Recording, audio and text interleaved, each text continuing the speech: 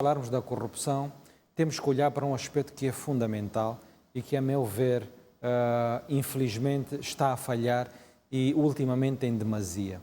E também Sua Excelência o Presidente da República tocou, penso que de alguma forma nesse ponto, que se chama união. Sinto que falta união, ultimamente com muito enfoque, e depois da união virá, obviamente, a inclusão. Com a união e a inclusão, há um aspecto que também sinto que está a palpitar nos corações dos moçambicanos, que é a esperança. Alguns de nós, infelizmente, não têm crença, não acreditam muito e duvidam, de certa forma, de quem nos governa.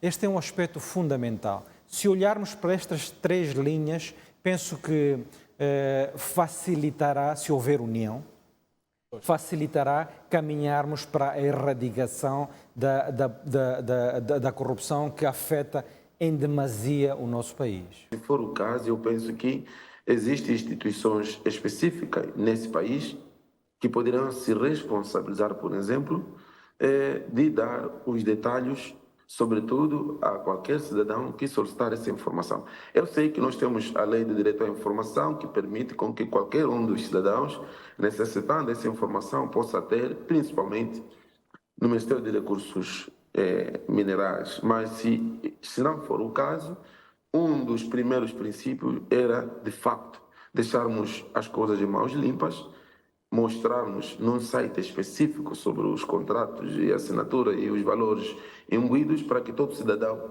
mesmo os mais novos, me refiro essencialmente às crianças que se encontram no nível primário, secundário, possam ver e saber quais são, digamos assim, os valores envolvidos em cada contrato. Em segundo lugar, eu penso que, apesar da legislação sobre a exploração de recursos naturais prever a consulta comunitária como um princípio basilar para o início da exploração de recursos naturais, eu penso que essa consulta comunitária deveria ir um pouco mais a fundo.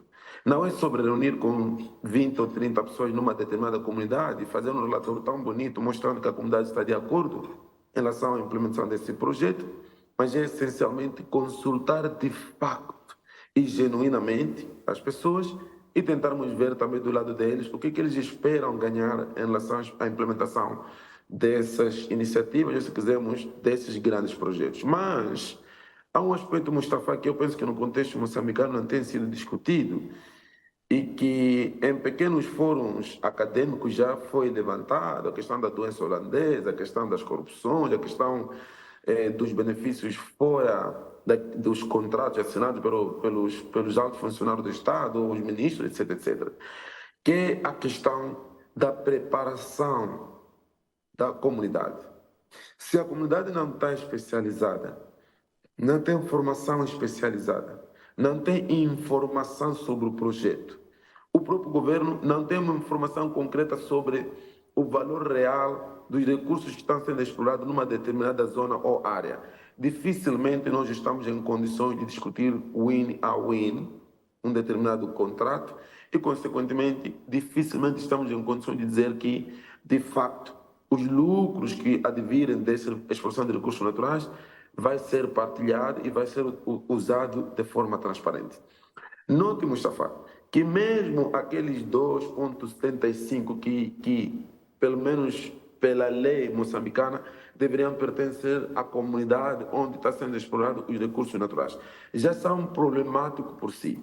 Imagina aqui estarmos a tentar discutir a totalidade do bolo que entra para o país através dos cofres do Estado, seja através de imposto, através de taxa, através de juros, etc, etc. Já traria aqui, na minha opinião, um grande alvoroço ao nível das próprias comunidades. Eu penso que podemos começar a ser um pouco mais transparentes na utilização dos recursos advindos, na utilização digamos, dos lucros advindos da exploração de recursos naturais, incluindo efetivamente e genuinamente as populações, consultando efetivamente as populações e que elas tomassem dianteira no processo de utilização dos recursos e dos lucros que advêm da exploração de recursos naturais na sua própria comunidade. Se isso não está a acontecer no nível micro, Mustafa, dificilmente estamos em condições de falar do nível macro, da utilização transparente dos recursos existentes no nosso próprio solo. Uma das soluções, Mustafa, é termos um preparo de facto. Se nós sabemos que nós temos a questão da exploração do gás no Rovuma, em Cabo Delgado, onde eu me encontro, qual é o problema, por exemplo, do Ministério da Educação, através da Direção Nacional do Ensino Superior, lançar um conjunto de vagas de especialização para a área de exploração de petróleo e gás, para que daqui a 5 anos possamos estar em melhor posição de interpretar os contratos, de interpretar o processo de exploração desse recurso a nível de Cabo Delgado. Não estou a dizer que não temos iniciativas paliativas que promovem bolsas de estudo para 1 ou 2, 3 ou 4 pessoas que se encontram nessas regiões. Mas é preciso que o governo desenhe de fato uma estratégia para que promova a especialização das pessoas que se encontram nessas regiões e não só, para que lhe permita discutir win-a-win com as grandes multinacionais, porque essas já têm especialistas que lhes permitem ludibriar a um conjunto de informações que nós ainda não temos na nossa própria posse. A reorganização ou a repartição destes benefícios deveria abranger, em termos de pirâmide, não só a parte principalmente de cima, mas um pouco a intermédia, mas também a parte de baixo. Esta inclusão da parte de baixo está a faltar muito. A repartição, e aí está mais uma vez, por causa disto, temos níveis de corrupção altíssimos no país. Porquê? Porque o que é que a parte de baixo da pirâmide vai fazer se não tem outra solução que não seja, como disse o meu colega, tentar arranjar um refresco aqui ou um refresco ali?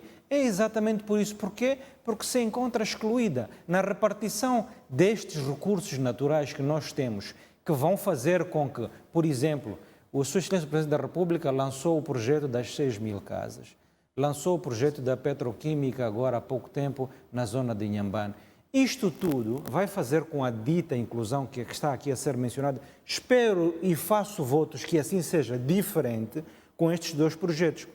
E as ditas 6.000 casas ou o projeto da petroquímica industrial em Inhambane não seja apenas para o segmento, mais uma vez, que está muito por cima da pirâmide e um pouco mais para baixo, mas seja abrangente. Não quer dizer que seja nos mesmos níveis ou nos mesmos moldes, mas que abranja todos beneficiemos daquilo que é do país, que está a servir para alavancar não só a parte de cima da pirâmide, mas também a parte de baixo, principalmente a parte de baixo. Se recorda, Mustafa, quando na altura do governo de Sua Excelência o Presidente Guebuza tinha um projeto similar de níveis ligeiramente inferiores, que eram os tais 7 milhões de meticais. Aí está, era inclusivo, era uma forma de chegar lá e se calhar deveríamos ter aproveitado e replicar em moldes diferentes e até em montantes diferentes, mas infelizmente isto morreu. Esta reintrodução com estes novos moldes é uma das formas de incluir, porque o desenvolvimento local é local mesmo, vai até o nível do distrito e quem se deve beneficiar, aí está. O controle e a responsabilização da aplicação destes fundos é fundamental, porque senão vamos ter iniciativas locais inventadas que nem sequer se fazem parte da comunidade, mas vêm-se apresentar como parte para beneficiar destes fundos. E, mais uma vez, deixamos de olhar para aqueles que são locais. Portanto, a responsabilização e o controle deste tipo de iniciativas são fundamentais.